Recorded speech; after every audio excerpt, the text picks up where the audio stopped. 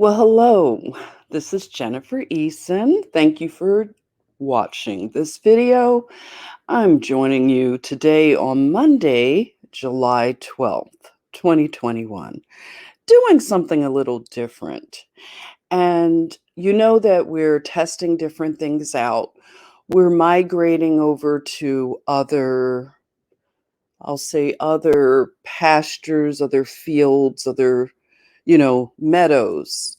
So we're learning something new, even in this age of information. So I thank you again. And I want to follow up with the wonderful build that uh, GirlCode and I had the other day. It was a fashion show that you may have joined us. We watched a Christian Dior fashion show. It was titled Cruise 2022, and the fashion show took place in Greece.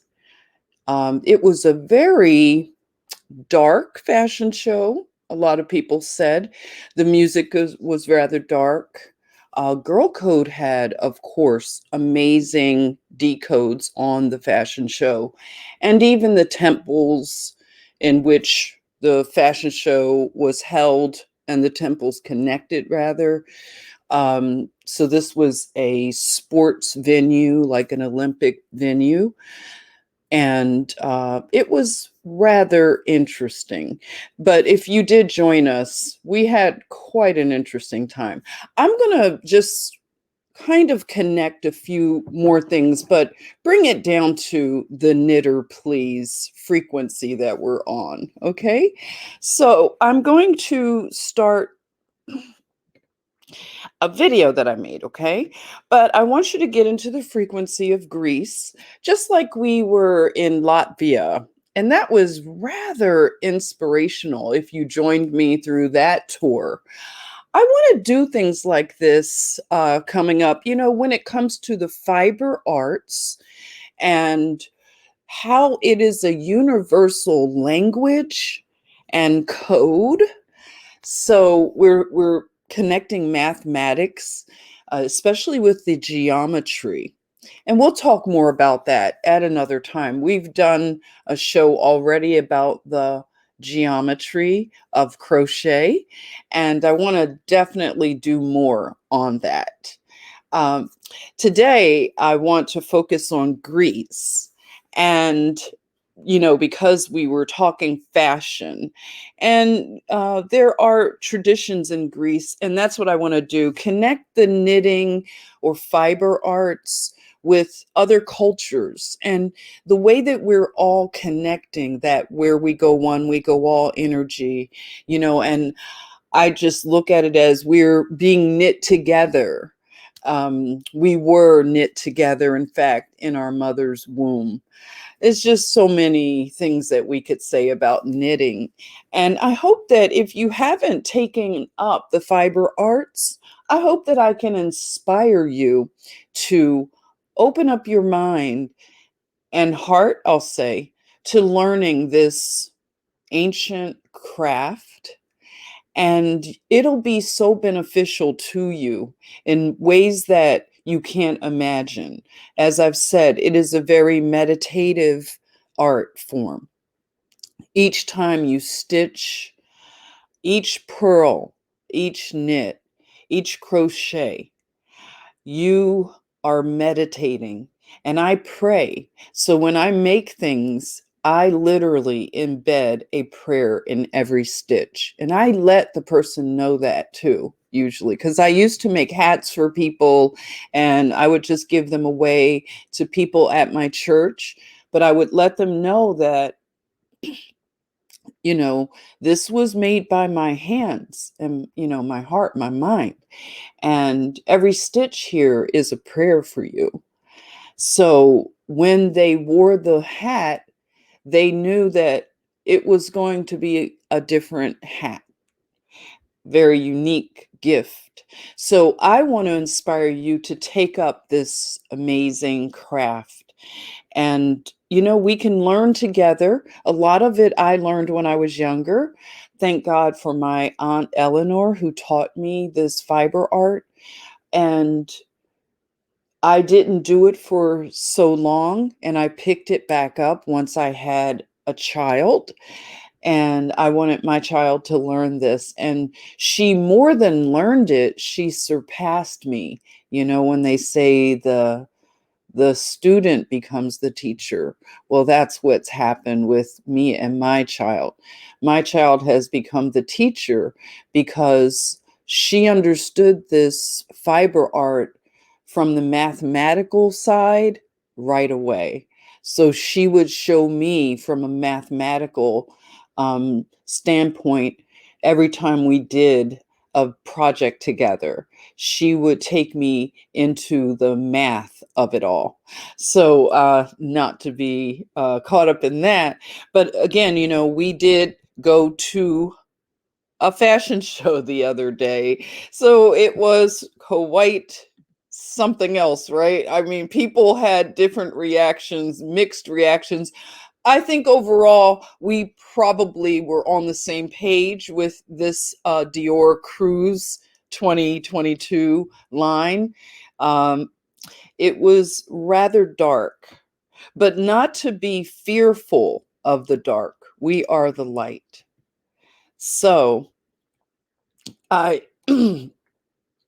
I'll speak of things like this at, wait, one moment.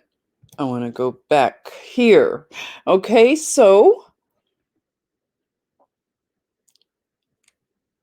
without further ado, I just created a little video for us to watch. So bear with me as I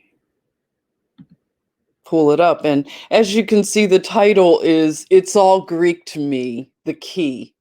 So just think about a key and how Greek is always looked at as this very difficult language to learn. And it really permeates our culture. As you can recall, you've heard things like delta, things like that. So that's Greek. Isn't that something?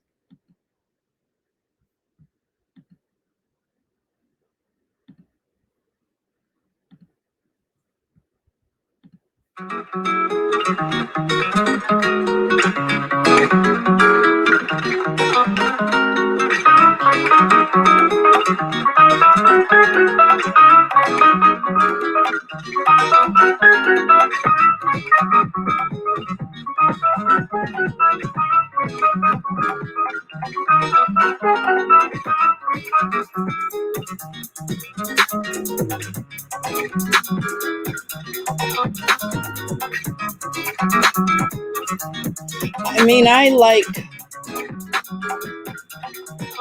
a lot of this fashion. I can't say that I don't like any of it.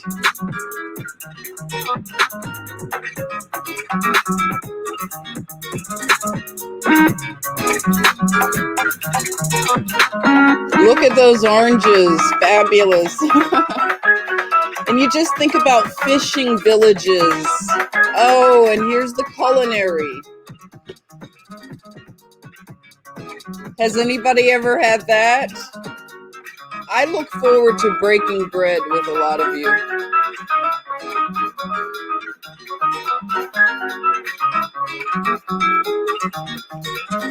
You know, a lot of our problems can be solved at the table of humanity with bread to break.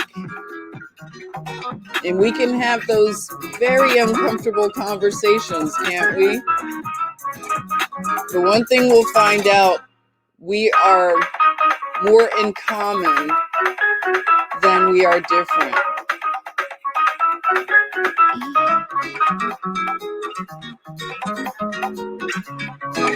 How many of you have been to Greece? So here we are with the Greek key. And look at those Greek letters. It's all Greek. There is a powerful coding to these patterns, you know.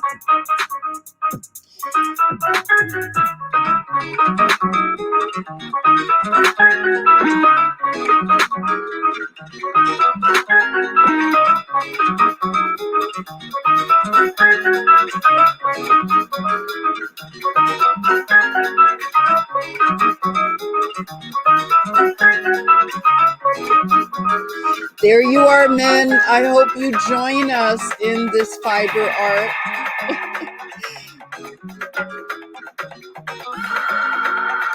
You see the Greek key on the stairs? I just love this. You know, slow living. Look at that. 100% wool. And the Greek fisherman sweaters, everyone. And that's the Greek fisherman hat that has become very popular in our culture. And there you are, the Greek fisherman sweater. So this is all knitwear. You see the Greek key, more Greek key. And this is a bowl. This is like the next level of getting into this fiber art. You know, you can find other accessories that are very beautiful. I have yet to get a bowl, but you put your yarn inside this bowl and you can then, you know, take it through so that you can keep up with your yarn.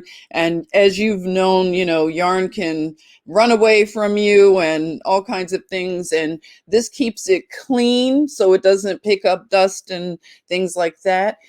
And it's just a beautiful way to, I don't know, go about your art, you know, when you have these nice details and touches. But this one is made from cherry wood, and you can see the Greek key inlaid in the wood, and it's lovely. Right here, I want to share some articles with you since we're talking about Greece, and I want us to start thinking about the cultures that share this fiber art and just how it will connect us in such a powerful way. You never know, some of you may want to become like a fiber artist ambassador. You know, I'm just coming up with the ideas of, you know, things that come to my mind, and it may take root in someone, you know. So yeah, just think about that. Fiber artist ambassador. So I love it. Now I want to share some articles that were very inspirational. And let's see, I'll start with there is a blogger who is into the fiber arts. And as you can see, you can travel the world with this fiber art. And, you know, as I said, become an ambassador. It connects you regardless of language. This is a mathematical language, so it is universal. So her blog is called The Woolly Adventures of a Knitting Kitty. So this one here, she's in Greece, and you know, you can see how her experiences, she's at the beach here, and you know, it's just amazing how I've even I get emails from Vogue Knitting, and they have cruises and things of that nature where you can meet people that are really into this.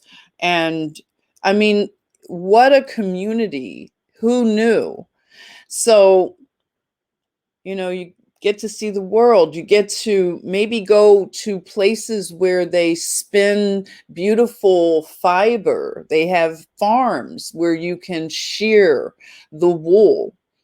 It's all kinds of beautiful things you can, do around the world. Look at that Greek fisherman, and you see the cats.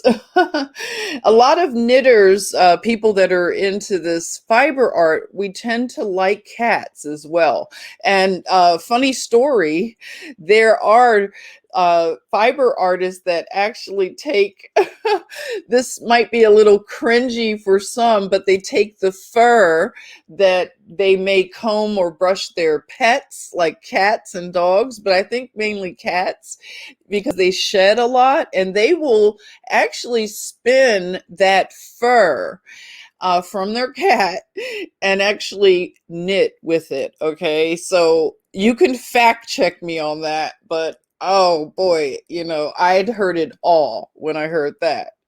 That's when you're taking it way, way, way far. But I'm not judging you, okay? If you like it, I love it, okay? So you can see where, yeah, she was going all around, and you get to the food, and like I've said, this is the universal. Oh, baklava, do you love it or what?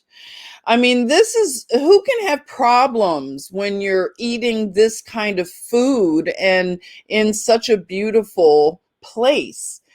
Oh, there we are, the cats. Oh, look at that. When you travel, you just see so many cats, and you know that you're in like a place that appreciates cats, like if you've gone to Egypt, you know.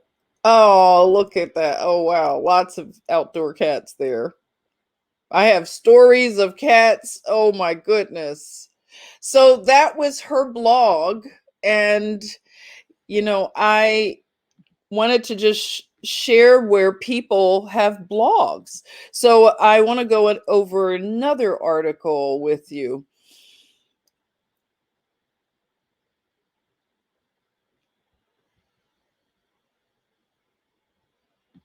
All righty. So it's just a few articles that I found rather, they were sweet, I'll say. This is from the Greek City Times. So it starts with Yandes from Tino's hand knit sweaters for popular French fashion brand. Look at that.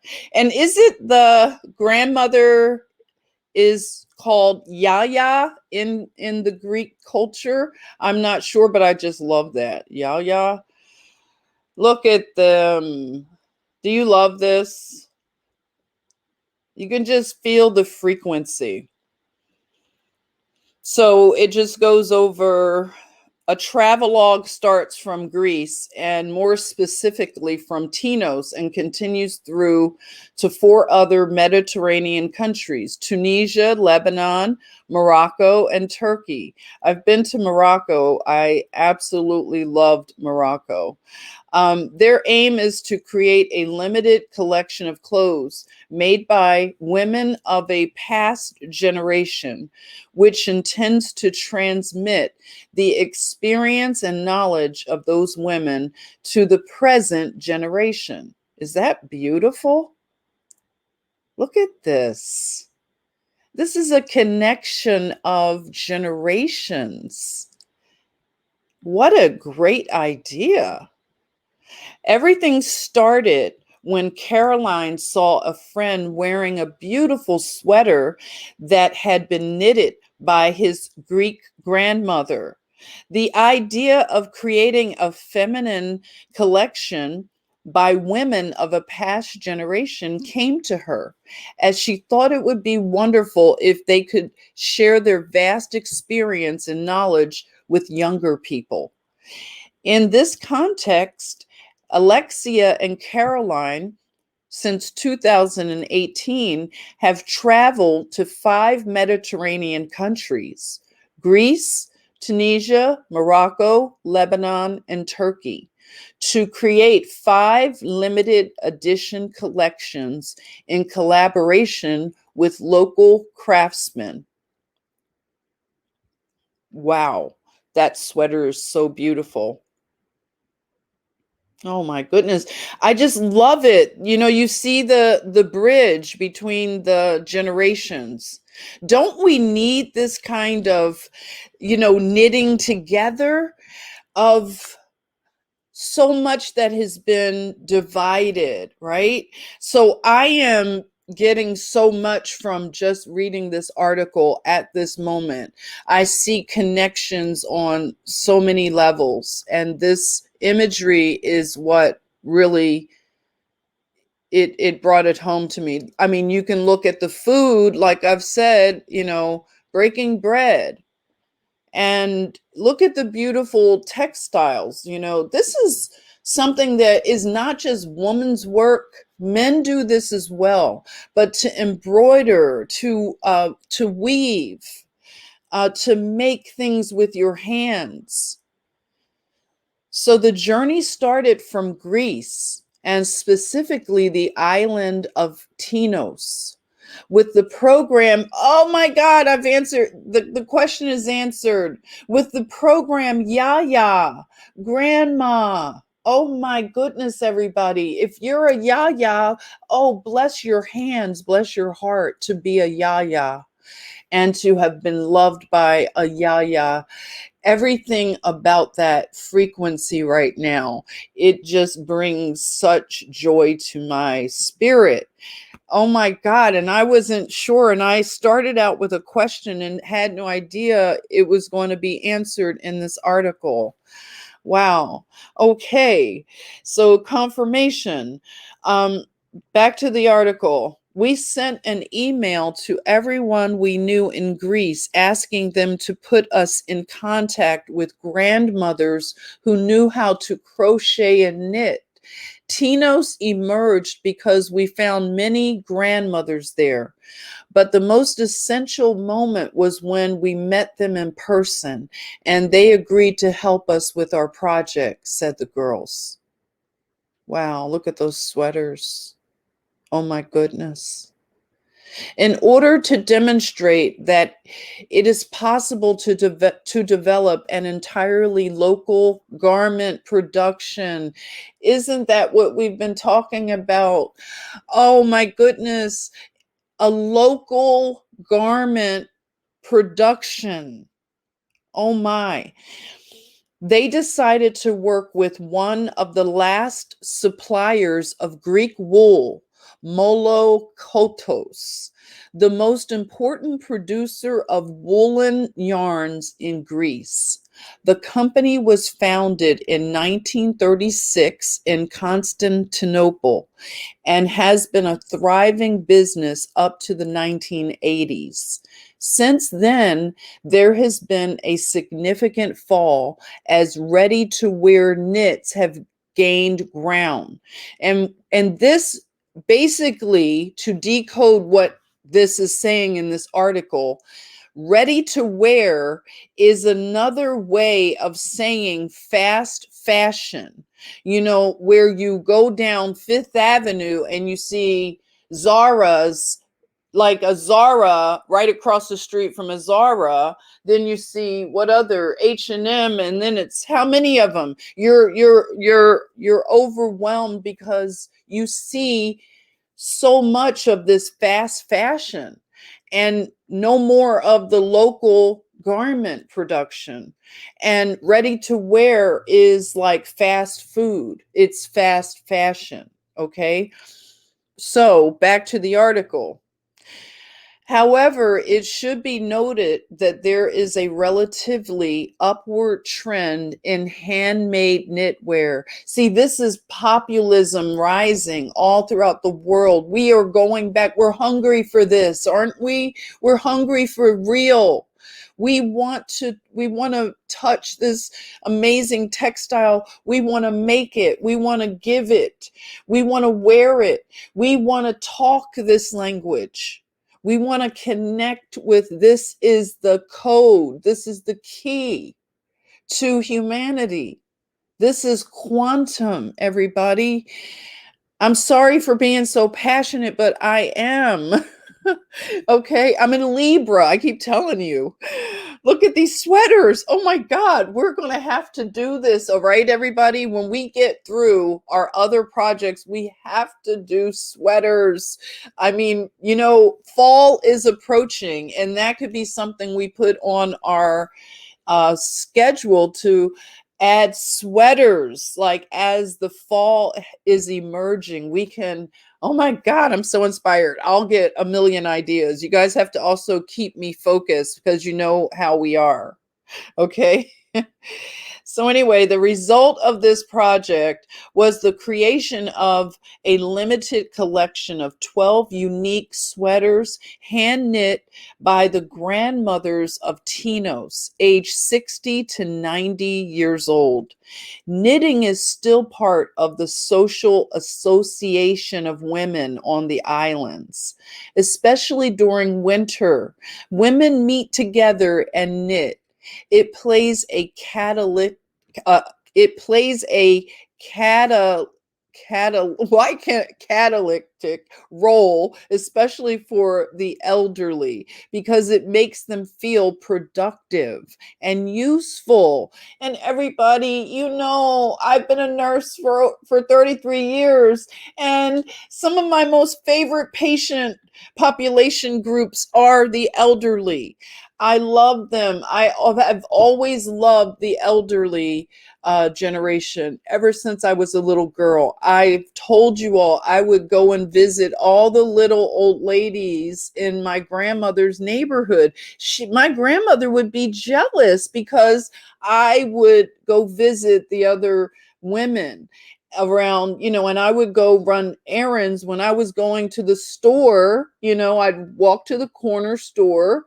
This is Philadelphia, West Philly.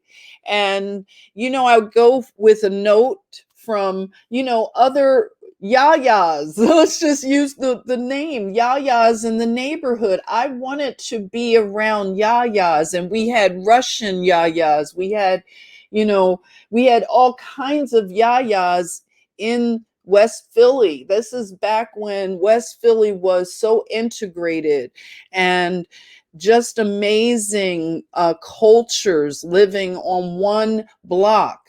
My grandmother lived in the 5500 block of Locust Street in Philadelphia. If anybody knows West Philly, you know what I'm talking about.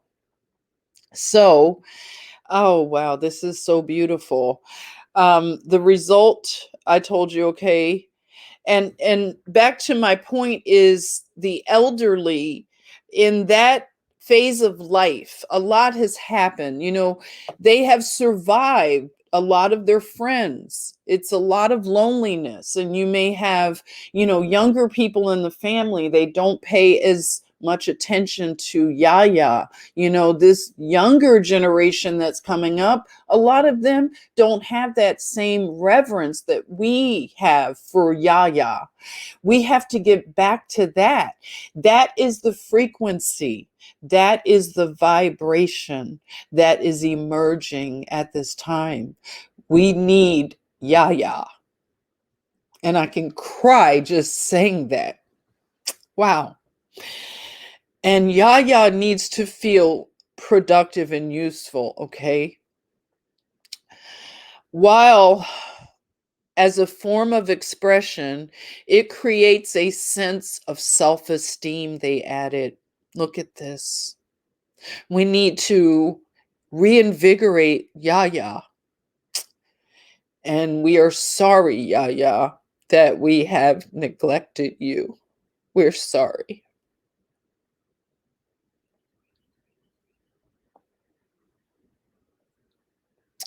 The handmade sweaters of Tinos were already presented at Galerie Lafayette in Nice and Paris and exhibited at the Benaki Museum in Athens as part of a larger exhibition devoted to the itinerance program.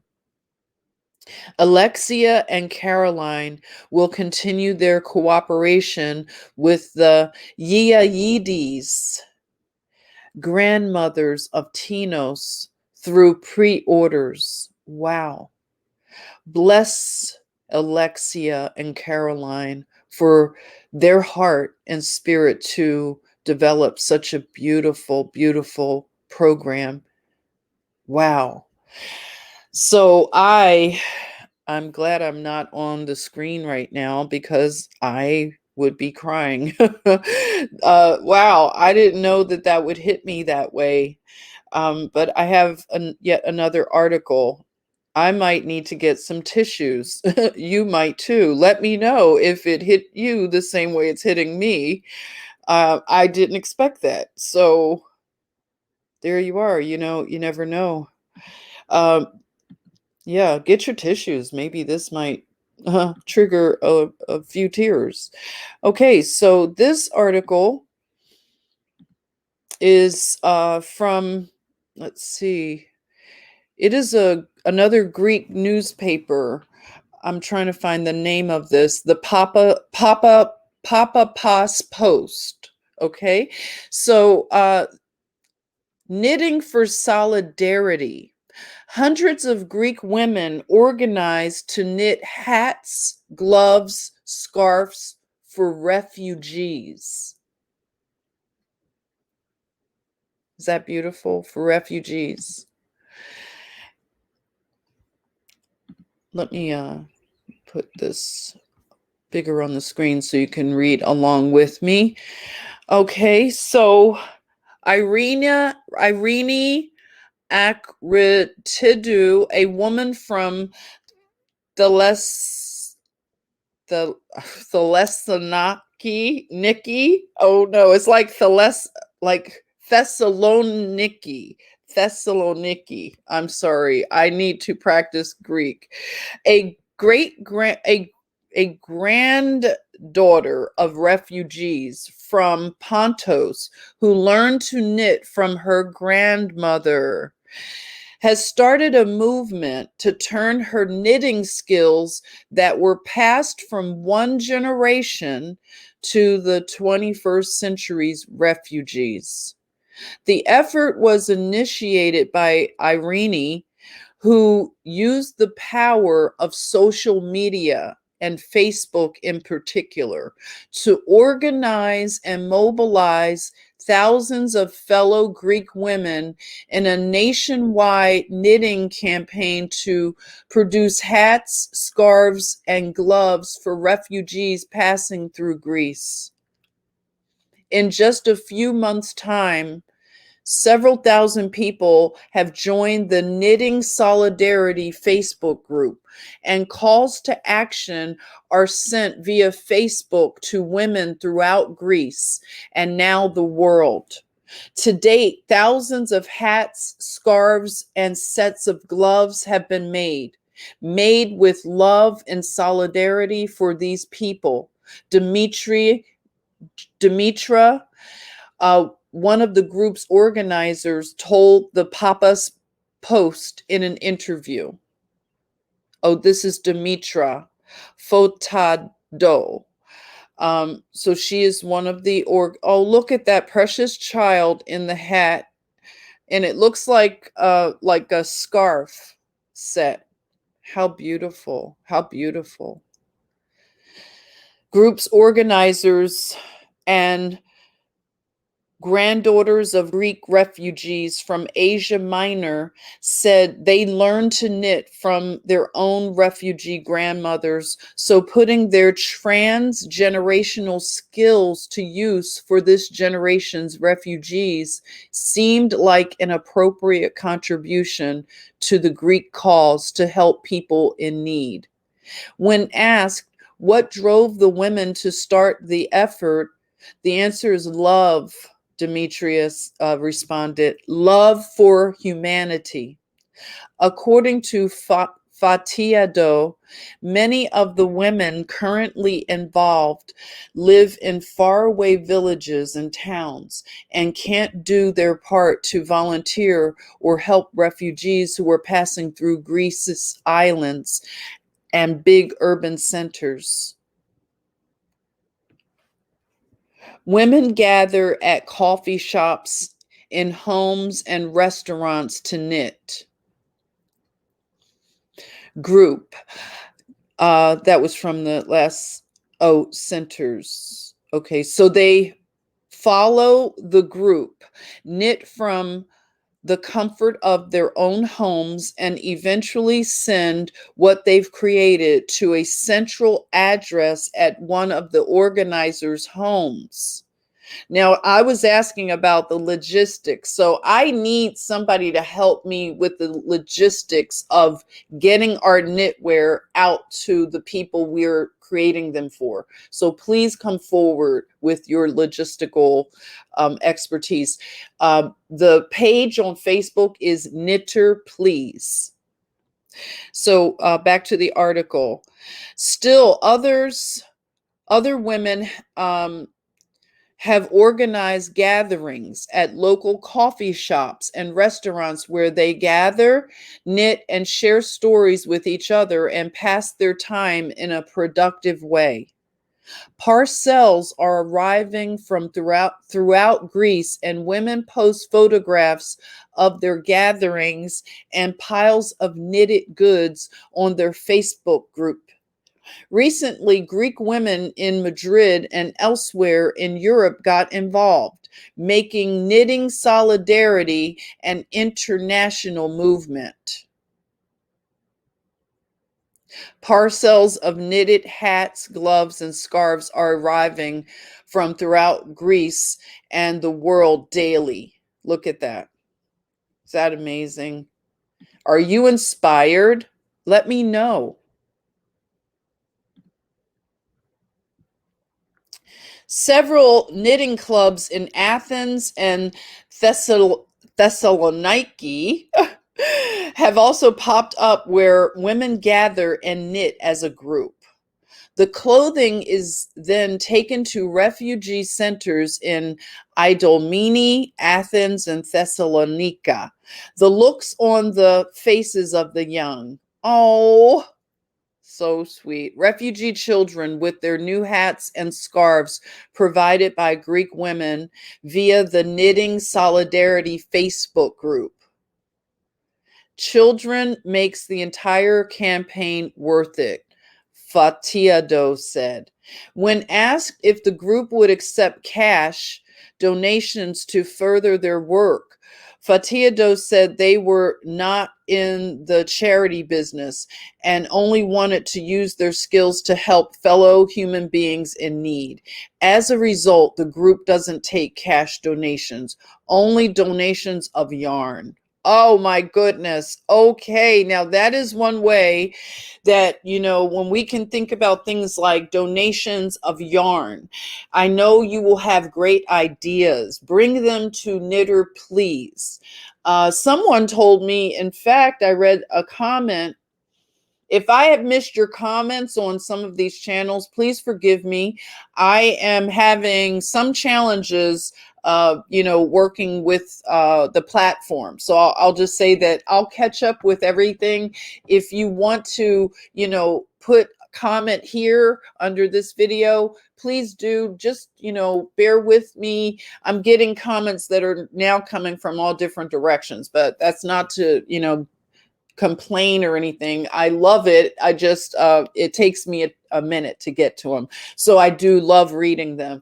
One person actually shared that someone donated yarn to her and she is making the prayer shawl. So it's amazing to just see how things are going with everyone. It is really beautiful to see all of the amazing work already shared and completed. I actually finished my first prayer shawl.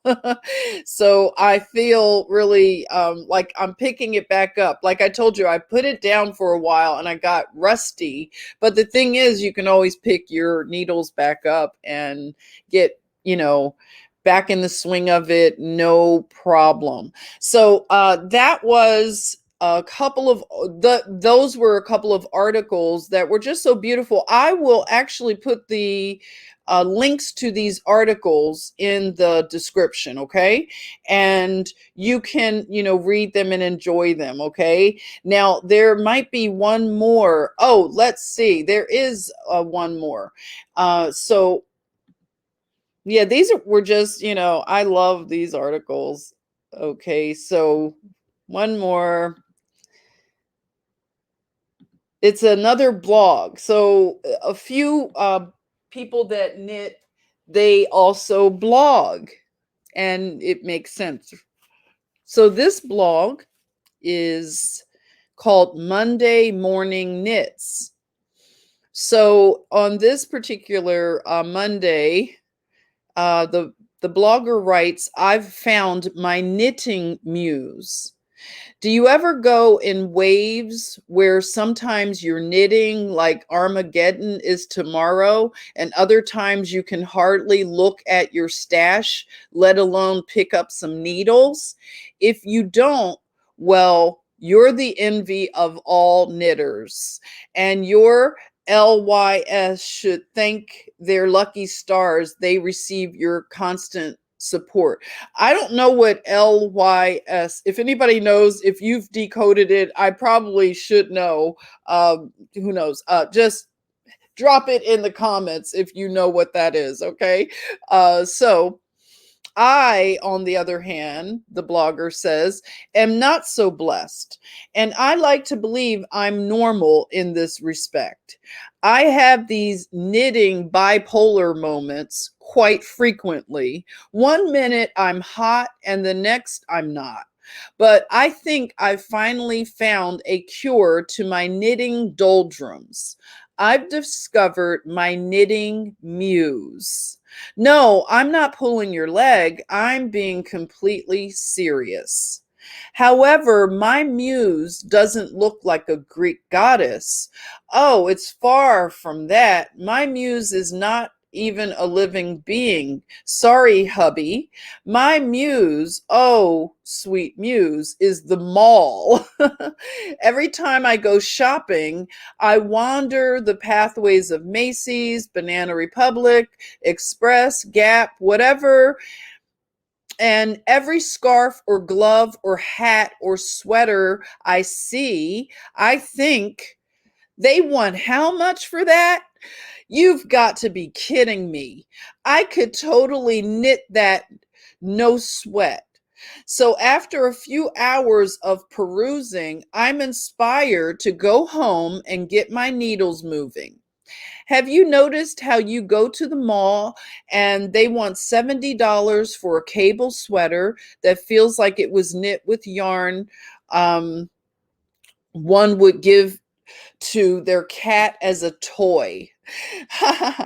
Then you go to Target and they want $10 for a scarf, and I get all angry because that kind of lowballing completely destroys the hand knit market. Do you hear? This is now connecting fashion back to what we were just talking about, fast fashion. It puts the handcraft at jeopardy because it doesn't give the full value of a hand knit piece of work. When you can mass produce something with labor that is, I won't say the word, but you know the word that begins with an S. So if you can use that kind of labor, and then you have yayas, say in the Greek islands, that are making sweaters by hand. How can they compete with that other form of mass production?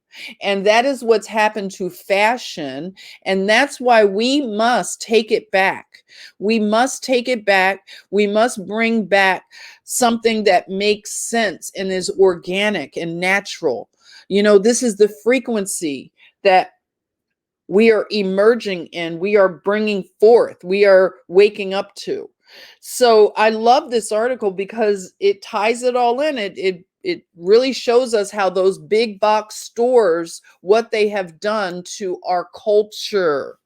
Okay, so lowballing, it's a way of cheapening everything. Oh boy. Okay, I won't say too much right now. Remember,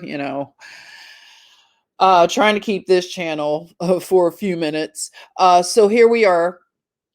Back to my muse. I'm so lucky I don't shop with my eyes closed, or else I'd spend a fortune, because after a while, us knitters can feel the minute differences between quality yarn and cheap mass produced fibers that are only out there to make a yearly profit, not to last for seasons. The only good thing about going sweater shopping at the mall instead, my favorite knitting magazine, is that I get some fabulous inspirations for stitch patterns, pattern combinations, and style and fit. Since I've been home less than 36 hours, I've finished one project, tentatively designed my next project, and have begun the new design. It's amazing what I can accomplish after a few hours at my local Macy's. Do you have a knitting muse? I know you do. Don't lie. If you're feeling out of the mood to knit, what do you do to snap yourself back to reality? Come on, share it. You know you want to. Come on, share it. I want to hear too. What do you do to get yourself back in the mood to knit and crochet if you've gotten out of the mood? So I want to now share something about the Greek key, because we're talking about keys and we're talking about codes, and everything connects. And it's beautiful how the connections are happening. I marvel at how amazing this is. So I want to talk about the Greek key that we see in a lot of the design. Okay, so I had to look it up myself. Being the curious person that I am, I wanted to see what's up with this Greek key. Why is it everywhere, and what's the significance of it? So let us look at the history and meaning behind the Greek pattern key. Okay, so I'll make the page bigger. Okay, this is in a blog, in good taste. Okay, so the history of and meaning behind the Greek key pattern is the subject here. And whether or not you know the name, you'll recognize the pattern. The Greek key, also known as the meander. It is a repeating geometric motif that has been used across buildings, decorative arts, jewelry, and even clothes for centuries. The pattern can be found in a variety of forms. At its most basic, it is a band consisting of short horizontal and vertical lines connected at right angles, but it can be more complex, forming labyrinths and interlocking key patterns. The origin of the Greek key pattern. The Greek key's exact origins are unclear, with traces of its usage appearing in relics found from Etruscan, ancient Greek, ancient Roman, and Byzantine cultures. One such early example is the guilloche, a pattern created through interlacing curved lines.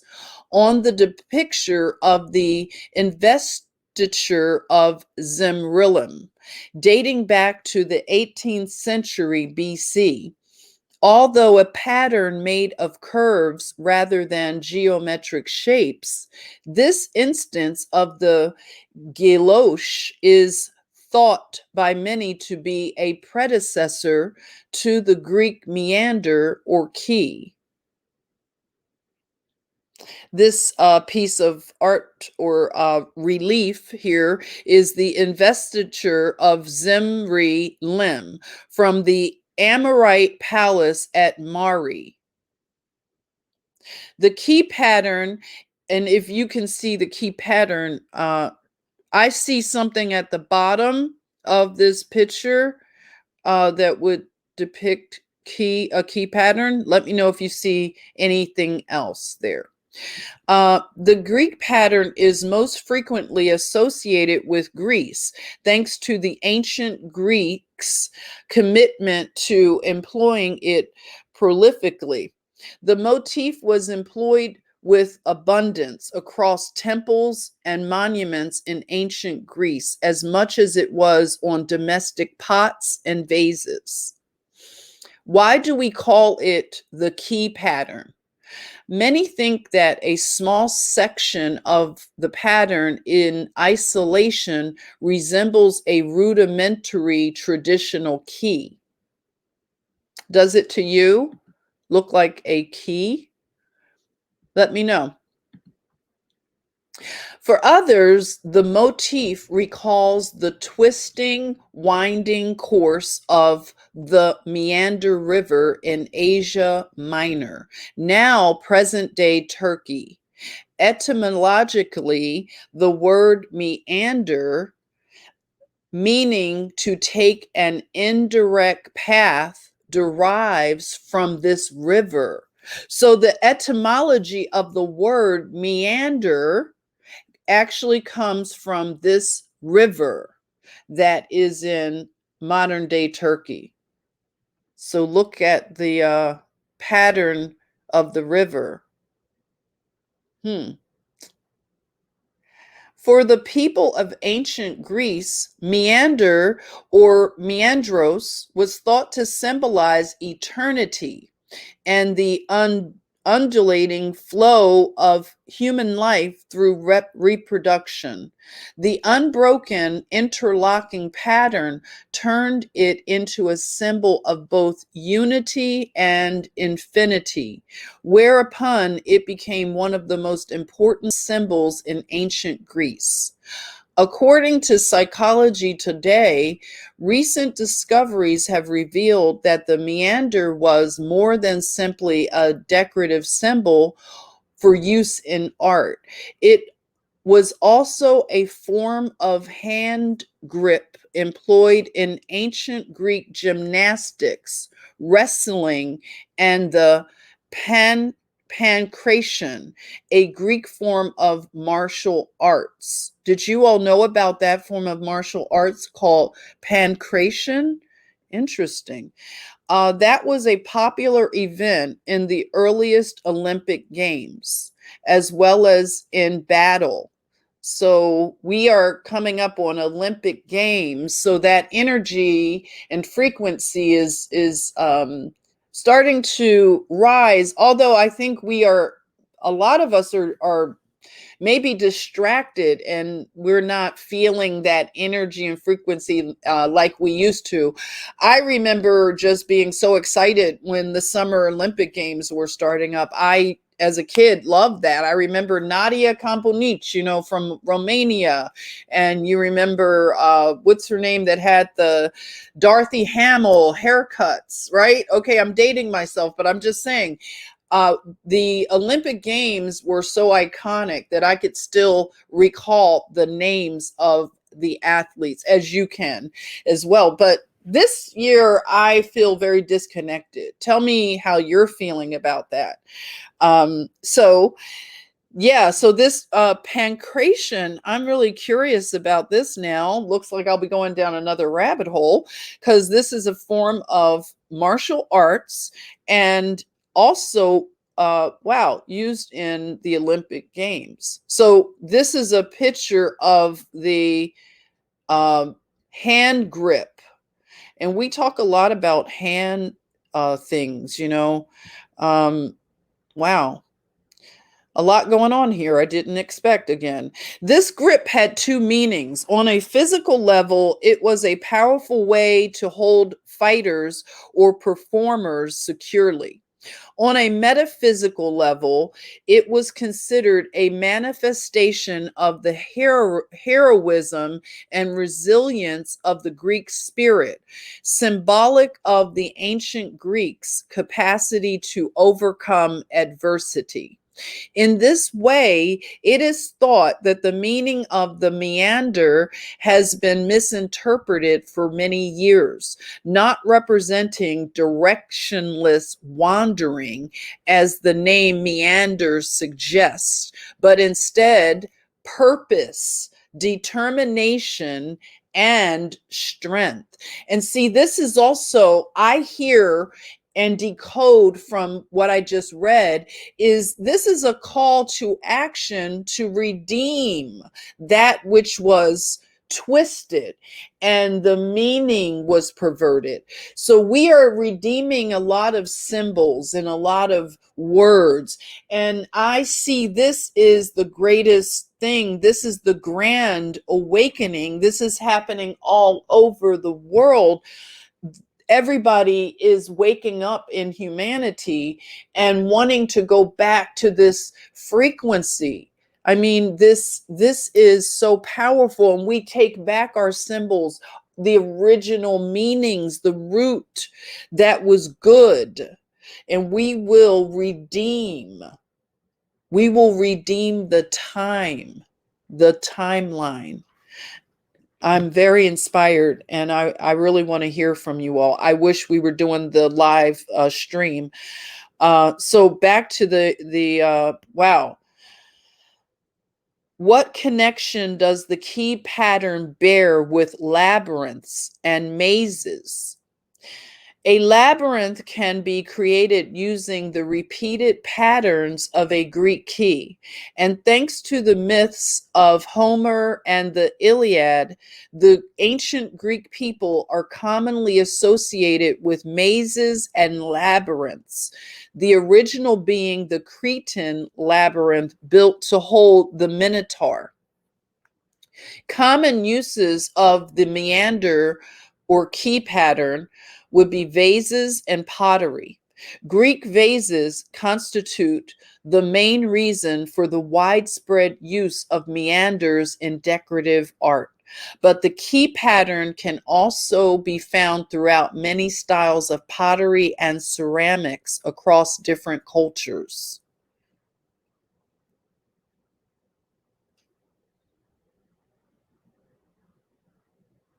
So this one, let's see. This one says an attic black figured column crater realized $37,500 via Christie's, New York. That was June 6, 2013.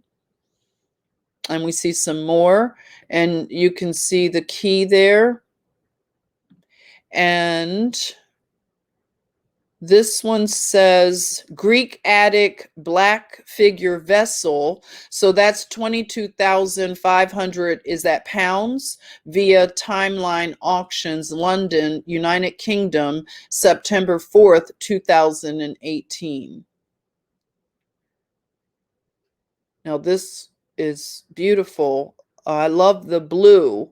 I love that blue and the light blue. Just, all of this pottery, and that's another one of my loves, that I want to get back to. Pottery. Are there any potters out there? I know a lot of you do other things with pots, right? A highly important blue and white Iznik pottery charger, Turkey, circa 1480, and that's 4,550,000 pounds via Sotheby's, London, United Kingdom, October 24th, 2018. Jewelry. The Greek key has been symbolically used in jewelry consistently for centuries. So here is a cuff or bracelet. Oh no, ring. It says a Greek gold ring, and that's 187.50 pounds is, you have to help me out with that conversion there, via Chiswick Auctions, London, United Kingdom, June 27, 2019. And we have, looks like a cameo. Oh, you see the Greek key around the perimeter. That is an antique Victorian coral cameo brooch. That is 18,000 UG or $900 via Abington Auction Gallery, Fort Lauderdale, Florida, May 21st, 2020. There you are. Oh, wow. Stunning, right? So that is another piece of jewelry. Wow. In blue and white, diamonds, sapphires, maybe? Okay, an early 20th century sapphire and diamond bow. So this would be 1,240 pounds via Dreweets, 1759, Newbury, United Kingdom, November 27, 2013. Oh, wow. I think we're going to start seeing more of the Greek key or meander in even a lot of things here in America. I wouldn't have automatically looked at this crown and seen the Greek key. I don't know about you. Let me know. Would you have just seen that right away if we weren't focused on this? So this is important seed pearl and diamond tiara. That's Cartier circa 1909, realized via Sotheby's, Geneva, Switzerland, November 11, 2015. Wow. Oh, I see it. I know you see it. So that's a belle epoque, a belle epoch. So a beautiful epic. Diamond Meander Tiara by Anne Serena, circa 1900, 162,500 pounds via Bronhams, London, United Kingdom, September 26, 2018. September 26th. That's a Libra birthday. Wow. Got a little distracted seeing that date. Interiors. Meanders are also commonly found on the pavement mosaics found in Roman villas throughout the Roman Empire. And you know the Roman Empire was very vast. They are also frequently used in soft furnishings among contemporary interior design pieces. So you see a rug. That is a South Persian rug with Greek key border, early 20th century, realized $5,750 via Grugan and Company, Boston, Mass, April 22nd, 2006. Oh, that's beautiful. Looks very indigenous and then a combination of cultures, symbols, and codes. Can you decode that? I wish GirlCode, we're going to have to send this to her and hear her take. That's a Navajo crystal rug. That's 108 by 73 inches. And that is $3,750 via Hindman. And that's Chicago, Illinois, November 13th, 2014. Fashion.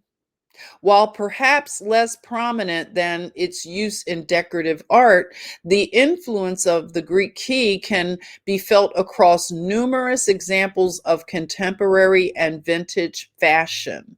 So we have an Anderson watch made in Geneva, Switzerland. So you see the Greek key. Anderson watch with Greek key pattern outer ring. And that looks like 300,000 HKD via Sotheby's, Hong Kong, October 6, 2000. 10. We need Tracy Wu to tell us how much money, sis, over there in Hong Kong. How much would this watch be? Thank you, Tracy. We love you. Meep, meep. Then we have, wow, what's going on here? This is a Doctor Who, The Fires of Pompeii costume.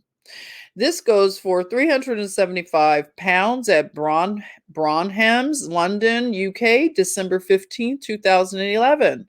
So if you're into the whole, Doctor Who cosplay action, we got you covered with the Greek key. So that is an article, the last article that I wanted to share with you. And I want to go back to the completion of our presentation.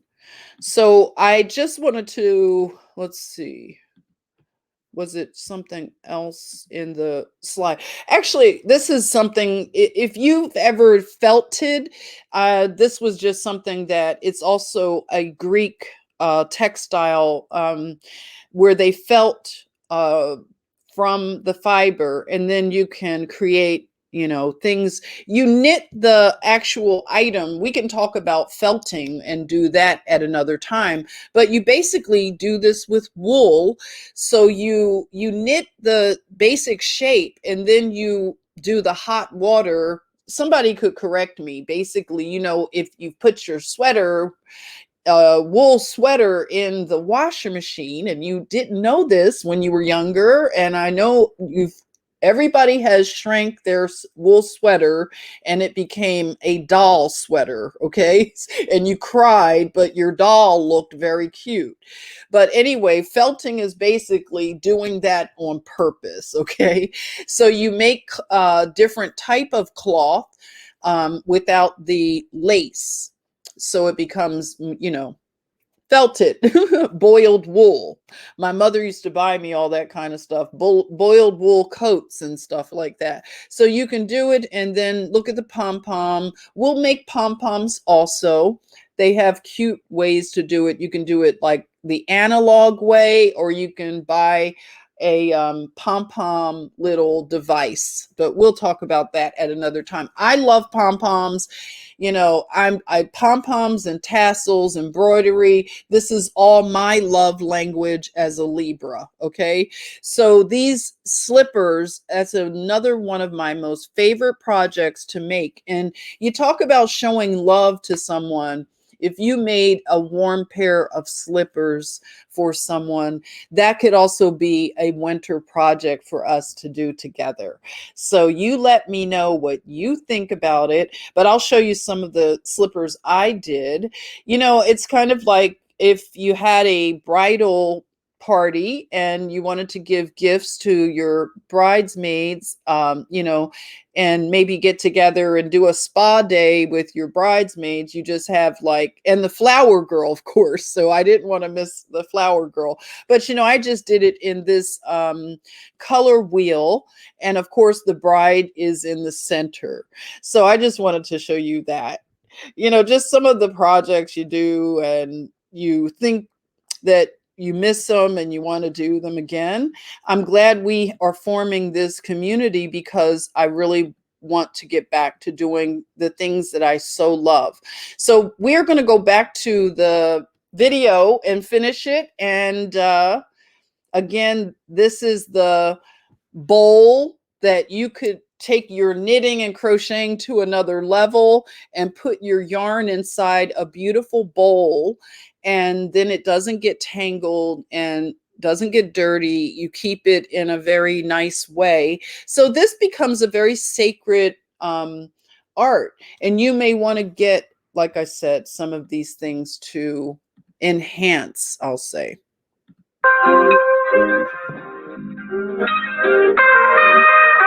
And that is a Greek pattern. And oh, wait a minute. Let me stop this a minute. These are Greek pins. Let me go back. This is a Greek pattern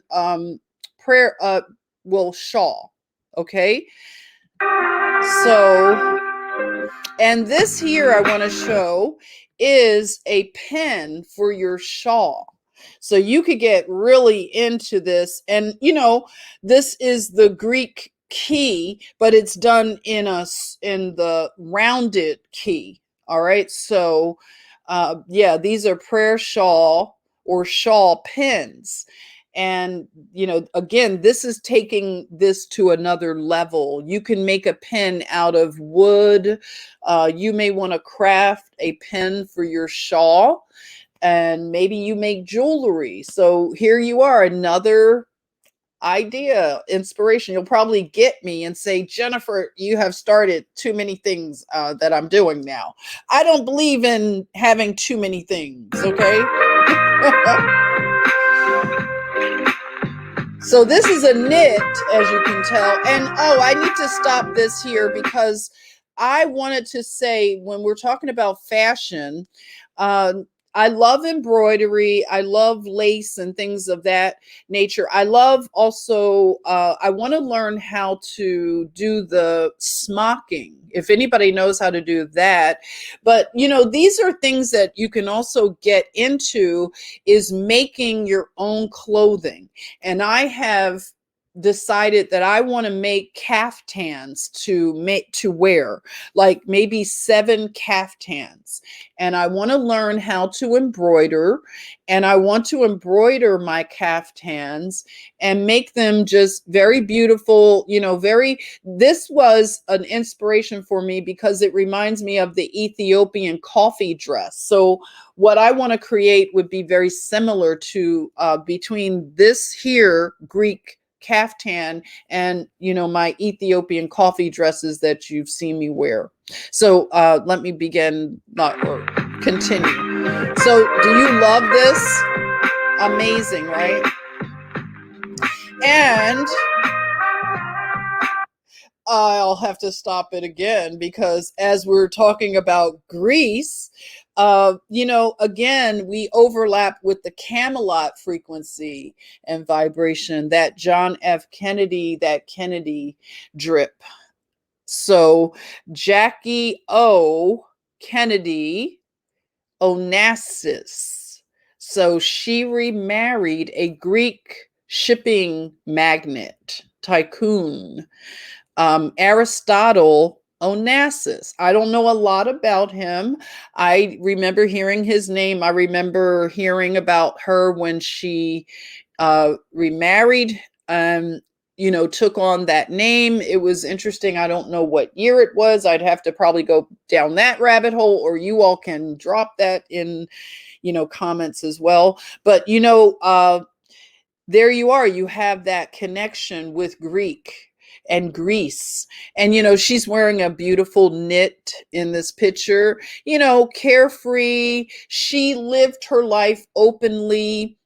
Just like JFK Jr., they didn't hide. They didn't act traumatized, and become hermits. They were living a vibrant life all throughout New York and wherever.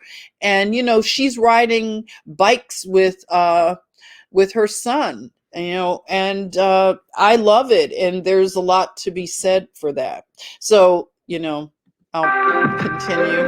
And of course, we have to have something sweet to end on. And again, I am going to make this, okay? This is Kamala's stepdaughter, Emma, who is a top model. We went over this the other day. This granny square jacket, I know, tongue in cheek, we could say a lot, but I am going to make this, okay? I'm going to do different color combinations. I don't care if you laugh at me. I'm totally making this. And I'm going to put a cute bow, kind of thing like you see here, with a button and lacy little Peter Pan collar. I don't know, people. I love it. Okay. If you love it, let me know. If you don't, put a tomato emoji. Okay. But I'm making it.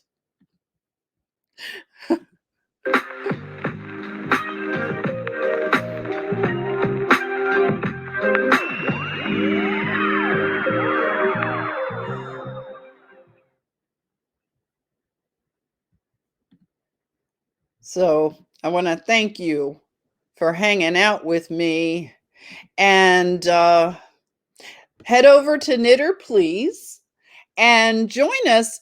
We will maybe meet up later and knit together, crochet together, and maybe watch something fun that will make you laugh and bring that vibration up. Okay. You probably have some suggestions. But anyway, I will see you later. Thank you so much. This has been a fun little journey through stitches over to Greece. It is all Greek to us, right? All right, people, I love you. Where we go one, we go all. Oh, and if you want it, the manicure thing, it is becoming a thing. This is where you could, if you feel led, the manicure fund. Make manicures great again. Thank you so much. I love you. Take care. And where we go one, we go all. Where we knit one, we knit all.